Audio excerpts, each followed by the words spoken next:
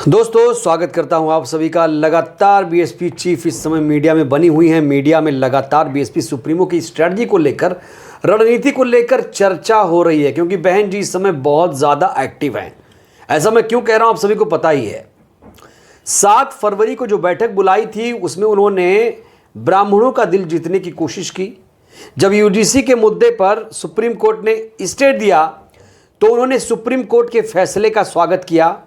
घूसखोर पंडित एक film release होने वाली होती है, टाइटल पर ही बवाल होता है, उसके बाद सारे नेता चुप, लेकिन बहन जी कूद पड़ती हैं उस विवाद में और कहती हैं इस फिल्म को प्रतिबंधित किया जाए। इस फिल्म से ब्राह्मणों का अपमान हुआ है और ब्राह्मण भी खुले दिल से बहन जी की इस समय तारीफ कर रहा है, कसीदे पढ़ रहा है, तारीफों के पुल बांध रहा है। वहीं एक बड़ा सवाल ये खड़ा होता है, कहीं ऐसा तो नहीं कि SC ST OBC बहन जी से नाराज इसलिए हो जाए कि उन्होंने यूजीसी पर उस तरीके से साथ नहीं दिया जितनी उम्मीद SC ST OBC समाज कर रहा है। ये सवाल इसलिए खड़ा हो रहा है क्योंकि सोशल मीडिया पर इसको लेकर बड़ी ज़्यादा चर्चा है। हालांकि जो बहन जी की तारीफ कर रहे हैं वो ये कह रहे हैं कि बहन जी को उस वोट बैंक की परवाह ही क्या जो पहले से उनकी झोली में है, उन्हें तो सर्वजन का नेता बनना है। इसी मुद्दे पर चर्चा करने के लिए हमारे साथ हैं बहुजन चिंतक और विचारधारा बहुजन वाली है, इसलिए मैं इनसे बात भी करना चाहता हूं। हमारे साथ हैं लकी जी। लकी जी, जिस तरीके से बीएसपी चीफ आजकल राजनीति कर रही हैं, ब्राह्मण समाज जिस तरीके से खुश नजर आ रहा है, इसको देखते हुए आप क्या सोच रहे हो? पहले देखिए, बहन जी की जब सरकार आई थी 2007 में, या उससे पहले भी आप ले लीजिए, जब वो 2.5 साल के लिए मुख्यमंत्री बनी, तो उनका एक नारा होता था सर्वजन हिताय सर्वजन सुखाय। तो उसी नारे पर बहन जी चल रही हैं इस समय। और बहन जी जो आप कह रहे हैं कि ब्राह्मणों का वोट साध रही हैं, ऐसा नहीं है। ब्राह्मणों को पसंद नहीं करता है, हमेशा ब्राह्मण ने उनको पसंद किया है।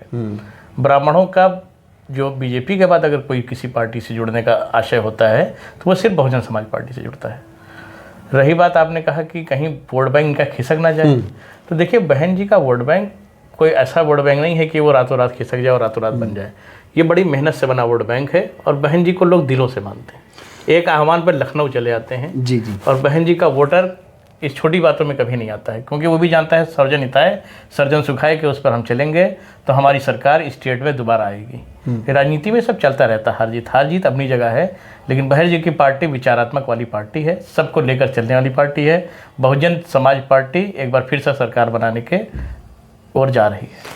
उनके जो लगातार जो विरोधी हैं वो ये कह रहे हैं कि एक सीट से कैसे 206 सीट तक पहुंचेगी। भाई 2 सीट से बीजेपी 302 सीट आ सकती है, जबकि उसके पास वो कैडर नहीं है जो बहुजन समाज पार्टी का कैडर है यूपी में। और यूपी चुनाव में आप देखिए 325 सीट जीत जाती है योगी आदित्यनाथ के टर्म में। तो ये कोई अस्वाभाविक चीज़ नहीं है कि आप नहीं कर सकते हैं। और भी बहन जी जैसे नेताओं से तो हम उम्मीद रख सकते हैं। भाई बहन जी जैसा नेता सदियों में होता है।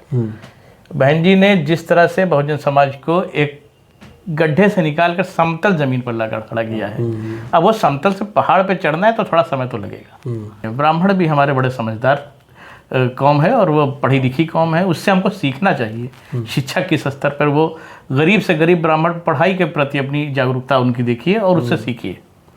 एक सवाल सोशल मीडिया पर यह भी खड़ा हो रहा है कि चंद्रशेखर यूजीसी के मुद्दे पर दिलो जान से लगे हुए हैं, बहन जी ने उस मुद्दे को छोड़ दिया है।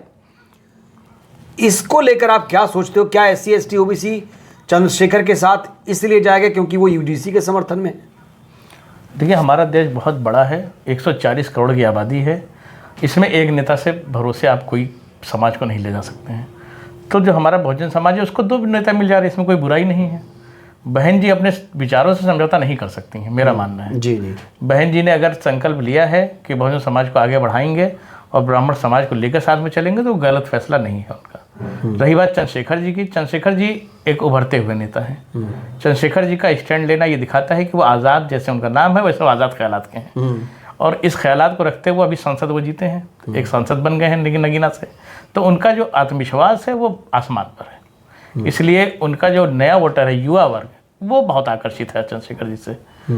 तो दोनों नेताओं में भविष्य है। बहुजन समाज पार्टी का कोई नुकसान नहीं है। बहुजनों के जितने नेता आएंगे समाज उतना ही आगे बढ़ेगा। अच्छा, गठबंधन को लेकर लगातार बातें होती हैं, हालांकि बहन जी लगातार कहती हैं गठबंधन हम नहीं करेंगे, 7 को 27 में दोहराएंगे। तो क्या गठबंधन की राजनीति बसपा को छोड़ देनी चाहिए या फिर करनी चाहिए? गठबंधन करना चाहिए या नहीं करना चाहिए? देखिए, समाज इतना बड़ा है कि और देश हमारा और उसमें जो स्टेट है इतने ज़्यादा हैं कि अगर आप बिना गठबंधन के आप सोचते हैं कि हम केंद्र तक चले जाएंगे तो नामुमकिन है। बीजेपी आप ले लीजिए, एनडीए में 46 घटक दल हैं, जिसमें आपको कई पार्टियों के नाम भी नहीं पता होंगे। तो बहन जी समझदार नेता हैं, उनको हम सुझाव तो नहीं दे सकते हैं, लेकिन हमें विचार व्यक्त कर सकते हैं कि बहन जी को जाना चाहिए, छोटे दलों को साथ में मिलाना चाहिए, चंद्रशेखर जी को साथ में मिलाना चाहिए, जिससे उनका वोटर अति उत्साहित होगा और बूथ तक पहुंचेगा अपने वोट को लेकर। चर्चा ये भी चल रही है कि ओवैसी भी एक फैक्टर हो सकते हैं, इस मोर्चे में शामिल हो सकते हैं। भाई नो डाउट, ओवैसी इस समय जो है अल्पसंख्यक के बड़े नेता के रूप में उभरे हैं। अभी आप देख लीजिए महाराष्ट्र के निकाय चुनाव में आत्मविश्वास बढ़ा हुआ है, यूपी में लोग उनका स्वागत के लिए तैयार हैं। मुसलमान उसमें नेता ढूंढ रहा है क्योंकि वो इस समय अनाथ है, उसको खुद एक मुस्लिम नेता चाहिए। तो इस लिहाज से अगर देखा जाए तो ओवैसी साहब बहुत बड़ा फैक्टर हो सकते हैं, क्योंकि यहाँ पर 20% आपका अल्पसंख्यक वोट है। बड़ा सवाल ये है, क्या मुस्लिम समाज ओवैसी साहब के साथ है? देखिए, युवा वर्ग जो मुस्लिम समाज का है वो बहुत तेज़ी से जुड़ रहा है, क्योंकि जब आप पोलराइजेशन की तरफ जाएंगे, राजनीति में इसे पढ़ाया जाता है, तो एक ध्रुव जब बनेगा तो दूसरा उत्तरी ध्रुव अगर बन गया है तो साउथ पोल बनेगा ज़रूर। बीजेपी ने नैरेटिव पर आपका जितनी भी पॉलिटिक्स की है वो कम्युनिज्म वाली की है, और ओवैसी साहब भी उसी में सफ़र होते हैं। तो अगर ये आप इनकी तरफ देखेंगे, योगी जी को लेकर आ रहे हैं तो ओवैसी साहब को लेकर आ रहे हैं। तो मुसलमान इसी तरह का नेता ढूंढ रहा है, इसमें मुझे कहने में कोई गुरेज नहीं है। मुसलमान भी अपनी कौम से ऊपर नहीं सोच रहा है अभी, जबकि अगर आप सेकुलरिज्म की तरफ जाएंगे तो शायद इसको नकारना पड़ेगा। बहन जी कैसी रहेंगी चंद्रशेखर की तरफ या बहन जी की तरफ? मुसलमान किस तरफ जाता हुआ दिख रहा है अभी? देखिए, अभी मुसलमान असमंजस में है, क्योंकि अभी 11 महीने का समय है चुनाव में, और अभी कोई भी पार्टी पत्ते खोल नहीं रही है कि वो किसके साथ गठबंधन करेगी या नहीं करेगी। फिलहाल जो ज़मीन पे जो लोगों की बातचीत करके समझ में आ रहा है, तो मुसलमान का जो रुचि है वो ओवैसी साहब चंद्रशेखर की तरफ ज़्यादा जा रहा है, और उनका अगर गठबंधन होता है तो मुसलमान वोट बहुतायत संख्या में उस तरफ जाए। एक नेता बोल रहे हैं, अखिलेश जी भी तो मुस्लिम वोट बैंक ले रहे हैं। देखा, अखिलेश जी के पास जो है जो मुस्लिम वोट बैंक है वो इंस्टेंट है, वो गिरावट की तरफ जा रहा है, बढ़ नहीं रहा है। अच्छा, क्योंकि अखिलेश जी के जो नेता हैं मुस्लिमों के, वो सामान्य वर्ग के लोगों को पकड़ते हैं। वो नीचे मुसलमान जो हैं उनसे वो दूरी कटे रहते हैं। अफ्तार पार्टी और ईद में हाथ हिलाने से वोट नहीं मिलने वाला है। अब आप नीचे मुसलमानों के मुद्दों को उठाएंगे, उनके शिक्षा स्तर को मजबूत करेंगे, उनके धार्मिक कार्यकलापों में ना आके बल्कि उनके जो रोज़मर्रा की रोज़ी रोटी है उस पर आप बोलेंगे, तब आपको आगे कुछ मुसलमान वोट देगा। कि मुसलमान भी देख रहा है कि आप कई टर्म्स में, आपके पिताजी ने तो मुसलमानों के साथ बहुत कुछ किया, ऐसा नहीं है, लेकिन अखिलेश जी इस समय जो भी उनका सलाहकार है वो सही राय नहीं दे रहे हैं। बहन जी मुसलमानों के लिए कैसा विकल्प रहेंगी?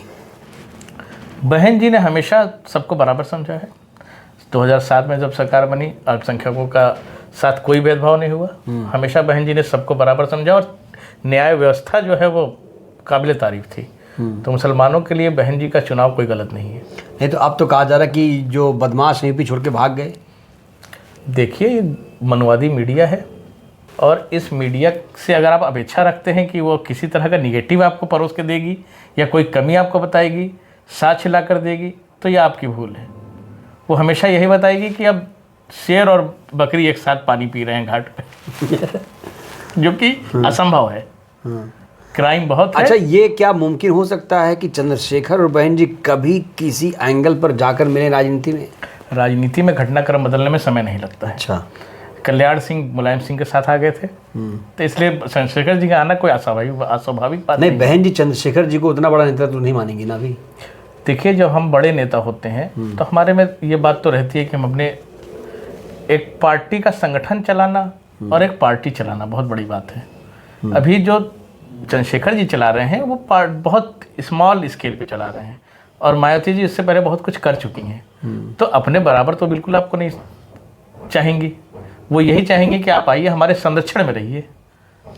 ये जो शोर हो रहा है कि ब्राह्मण बहन जी की तारीफ कर रहा है, बहन जी भी ब्राह्मणों का साथ दे रही हैं, और यूजीसी पर बहन जी का स्टैंड दूसरी तरह से लेना, चंद्रशेखर का इस पे दूसरी तरह से लेना, कहीं SC ST OBC जो बहुजन समाज है वो दिग्भ्रमित तो नहीं होगा इससे?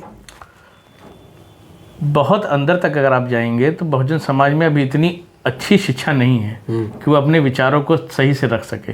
तो कहीं ना कहीं वो भ्रमित होगा, और भ्रमित अगर होगा भी तो वो चंद्रशेखर जी की तरफ जाएगा। अच्छा, बिल्कुल जाएगा ये। मतलब उनको ये लगेगा कि SC ST OBC यूजीसी पर बहन जी ने नहीं बोला, ये लगेगा? बिल्कुल लगेगा, क्योंकि चंद्रशेखर जी इस टॉपिक पे काफ़ी मुखर हैं और गांव-गांव उनके कार्यकर्ता, उनसे जुड़े समर्थक इस चीज़ को बताने में सफल रहे हैं कि यूजीसी आपके लिए फ़ायदे के लिए आया था, और इसको सुप्रीम कोर्ट ने सरकार के समर्थन से इसको रोक लगा दी है और सरकार इसको अब कमज़ोर कर देगी। क्या आप ये कह रहे हैं कि बहन जी को सुप्रीम कोर्ट के फैसले का स्वागत नहीं करना चाहिए? सुप्रीम कोर्ट के हर फैसले का स्वागत ज़रूरी नहीं कि आप करें, ये आप लोकतंत्र में हैं। सुप्रीम कोर्ट के फैसलों का पुनरीक्षण भी कर सकते हैं आप विवेचना भी कर सकते हैं, आप उसकी मजम्मत भी कर सकते हैं। आपसे कोई बात नहीं है, क्योंकि आप लोकतंत्र में हैं, आप कोई राजशाही में नहीं। तो क्या ये बहन जी ने गलती कर दी, आप ये कह रहे हैं? अब बहन जी ने गलती करी या नहीं करी ये समय बताएगा, 2027 का चुनाव समय बताएगा। लेकिन अगर आपकी एक विचारधारा बहुसंख्यक समाज को लेकर है तो उस विचारधारा से अडिग रहना चाहिए। रही बात ब्राह्मणों की, आपने कहा बहुत तारीफ कर रहे हैं, तारीफ अलग चीज़ है, वोट अलग चीज़ है। आपके मीठा मीठा गप और कड़वा कड़वा थू वाली नीति है ये। आपके लिए बोल दी तो आज अच्छी हो गई, कल SC ST एक्ट को और मजबूत करना चाहेंगे तो आप कह देंगे खराब है। तो ये तो समय, पहले बसपा बहुजन पे थी, अब सर्वजन पे आई है। सर्वजन पर तब आइए जब आप सरकार बना लीजिए। पहले तो आपको सरकार बनाने के लिए सोचना चाहिए कि हमारे पास जो हमारा कार्यकर्ता है उसका मनोबल बढ़े और वही हमें वोट दे, जो हमें पुराना वोट मिलता आया है। रही बात ब्राह्मणों का वोट, तो मुझे इस पर बहुत ज़्यादा उम्मीद नहीं है कि ब्राह्मणों का वोट। कहा तो जा रहा है कि पिछली बार 68 ब्राह्मण विधायक जीत कर आए। देखिए, वो समीकरण ऐसे बन गए थे जिसकी वजह से जीत के आए थे, लेकिन अभी 27 का जो समीकरण अभी दिख रहा है रिसेंटली, आप ज़मीन पर जाइए तो ऐसा नहीं है। ऐसा नहीं है, बिल्कुल नहीं है ऐसा। अभी आप जो गठबंधन मजबूत होगा, जो विचारधाराओं को सम्मिलित लेकर चलेगा, जो बहुजन समाज को लेकर चलेगा, वही सरकार बनाएगा। चलिए, बहुत बहुत शुक्रिया आपका। तो ये बहुत बड़ा टॉपिक है, बहुत बड़ा मुद्दा है। मुद्दा यही है कि चंद्रशेखर यूजीसी के समर्थन में कूद पड़े हैं, रैली भी करने जा रहे हैं 11 फरवरी को। बहन जी ने इसको लेकर कोई सक्रियता फिलहाल नहीं दिखाई, क्योंकि सुप्रीम कोर्ट का फैसला आने के बाद उन्होंने फैसले का स्वागत कर दिया। तो अब सोशल मीडिया पर इसको लेकर बहस छिड़ी हुई है कि जो SC ST OBC हो बहन जी से नाराज़ ना हो जाए, ब्राह्मण वोट देगा कि नहीं देगा। आपने इनकी बात भी सुनी, लकी जी की बात भी सुनी, जो कह रहे हैं कि ब्राह्मण वोट देगा नहीं देगा ये अभी भविष्य की बात है। बहरहाल इस टॉपिक पर आप लोग क्या सोचते हैं, आप लोग भी ज़रूर अपनी राय दीजिएगा। क्या यूजीसी पर बहन जी को खुल के आना चाहिए था? और चंद्रशेखर ने यूजीसी पर जिस तरीके से स्टैंड लिया है, क्या लगता है आपको दोनों कभी साथ आ पाएंगे, गठबंधन कभी हो पाएगा? राय दीजिएगा। धन्यवाद।